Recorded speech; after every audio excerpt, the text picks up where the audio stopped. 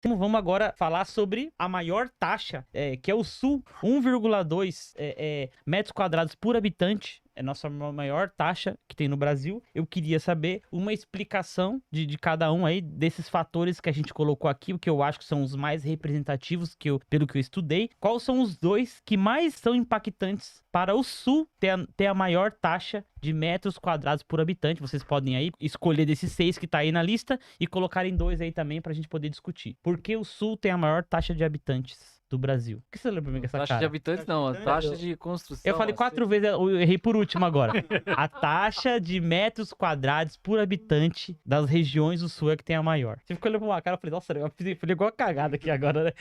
Falei igual coisa errada. Mas beleza, é que eu falei tantas vezes, mas eu acertei várias delas, é que eu errei por último agora. Bom, vou dar o meu pitaco rápido, vou pedir licença aí para os meus parceiros, porque eu acho muito importante falar sobre isso na minha concepção. E eu acho que talvez isso poderia ser levado também para o Nordeste e para o Norte, que é o clima para mim. Por quê?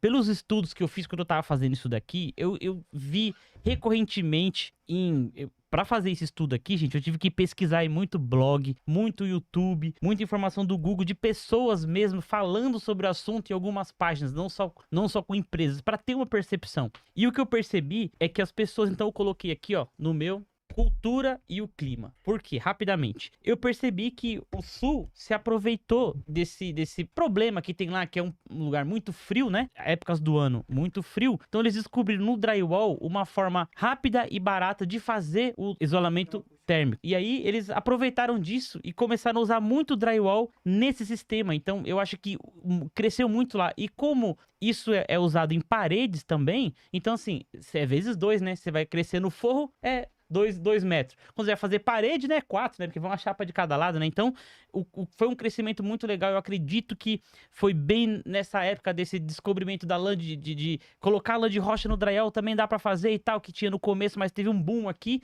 2014, mais ou menos, 2015, pelas construtoras. Então, a região sul se aproveitou muito disso. E a cultura, porque lá na região sul é uma maior taxa de descendentes de outros países, né? Então, muita gente ainda tem esse conhecimento dos seus familiares que estão em outros lugares, tem um jeito de fazer as coisas diferente. Então, eles usam na Europa, para quem não sabe, quem inventou o drywall foi os Estados Unidos, mas só que ele entrou primeiro na Inglaterra e depois foi em 1988, mais ou menos, que foi inventado. Em 1894, ele entrou na Inglaterra porque houve um incêndio lá nos Estados Unidos e por isso que o drywall foi inventado, porque eles queriam uma solução rápida para diminuir isso, já que lá era praticamente estrutura de madeira e chapa de madeira, por isso que o drywall foi inventado. Aí ele foi para a Inglaterra, se disseminou na Europa e depois, quando esse método construtivo estava pronto, ele começou nos Estados Unidos e teve um boom absurdo. E aí lá realmente é o pai do drywall, porque foi inventado lá, mas ele começou a ser construído na Europa e depois foi para os Estados Unidos.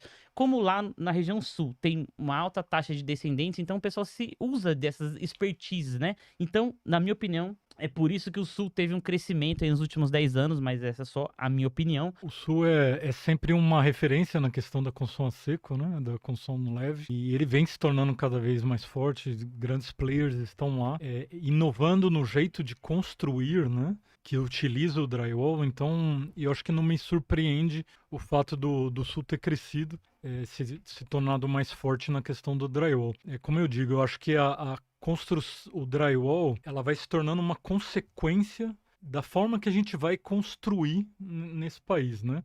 A partir do momento que a gente usa novas tecnologias, a gente torna a construção mais rápida, reduzindo o preço da construção leve, ela vai agregando mais drywall na construção e isso é bom para o mercado, né? E um ponto que a gente não pode nunca esquecer do fator sustentabilidade de todo do drywall, da construção a seco, de como isso vem sendo valorizado cada vez mais e principalmente pelas pessoas mais novas que vão chegando no mercado consumidor também. Então, acho que essa porcentagem do sul, reforçando a quantidade de drywall, a metragem quadrada que está sendo utilizada, só realmente mostra como aquela região ela está se estruturando muito bem para a utilização do sistema. No caso da Adfors, seguramente hoje em torno de 15 a 20% das nossas vendas estão concentradas, e o sul a gente fala muito do Paraná, né? O Paraná é um estado fortíssimo, né? Acho que a gente tem que usar isso como referência para as outras regiões, né? Legal. Isso. Por que você acha que o sul teve esse crescimento aí?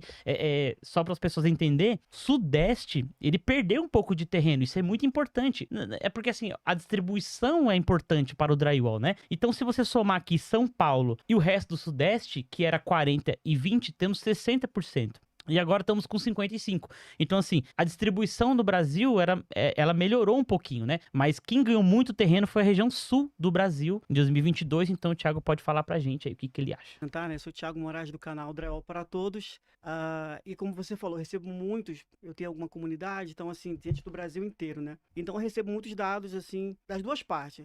A galera do Nordeste perguntando por que o drywall não é tão forte aqui, e no Sul a galera surfando essa onda. Assim, eu acredito que nosso amigo Ed já falou no início, né? É cultural. Os países vizinhos, né? Nossos países vizinhos, a maioria deles que usam o drywall, eles estão muito ali próximo ao Sul. Então, por estarem colados ali na parte sul do país, foi mais fácil introduzir o drywall no Brasil por ali. Eu acho que o grande impasse hoje é a questão cultural. Assim, graças a Deus que isso já está sendo quebrado. E, assim, parece até que nós estamos falando de algo ruim, né? Mas, na verdade, o drywall cresceu muito, né? Fui convidado para uma fábrica para poder conhecer todo o processo, né? De fabricação das placas e tal. E o engenheiro que estava me apresentando a fábrica, eu fiz uma pergunta para ele. Eu falei assim, você consegue me dar um dado?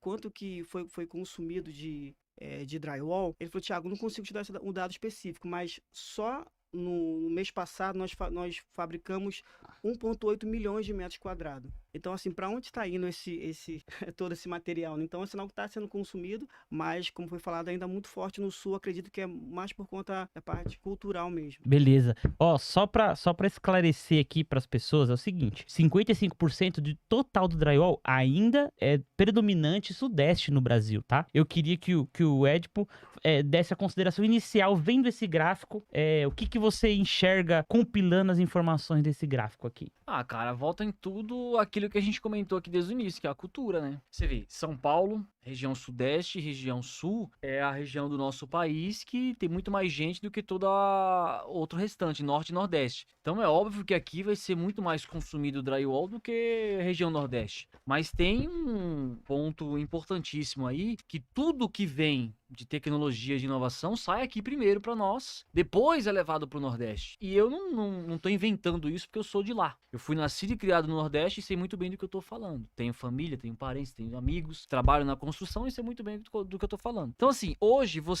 não que hoje você lance uma chapa nova, alguma fabricante lance um produto novo e vai chegar só ano que vem lá no Nordeste. Não é isso que eu tô falando. O que eu tô falando é que aqui a gente se acostumou a ver o drywall na região sudeste e sul. A gente se acostumou com isso. Então não é difícil você passar numa obra e você ver algum instalador de drywall lá. Não é difícil você ir num apartamento e não ver alguma coisa de drywall lá. Não é difícil num prédio sendo construído do zero você não vê lá internamente. É óbvio, acho que 100% de prédios aqui em São Paulo é construído com forro nas varandas e nos banheiros. Se não na cozinha. Aquela caixinha de drywall para esconder a tubulação, isso é fato. Então a gente se acostumou a ver isso aqui. Lá a gente não tem esse costume. Lá, infelizmente, a gente ainda não tem esse costume. De ver o cara, sabe, passar com o carro, com a placa, com a chapa em cima. A gente não tem o costume de ver alguém lá, referência da região, pra falar assim, olha, sou alguém que divulga pela internet, rede social e tal, que trabalha com drywall. Então, é onde eu volto a falar o que eu falei no início. Eu ainda acho que é cultural. O maior desafio nosso, que trabalhamos com a construção a seco, que nós que trabalhamos com rede social, o maior desafio nosso é tentar chegar nessas regiões do nosso país que, de uma certa forma, não chega a informação passada com a maior facilidade que chega aqui.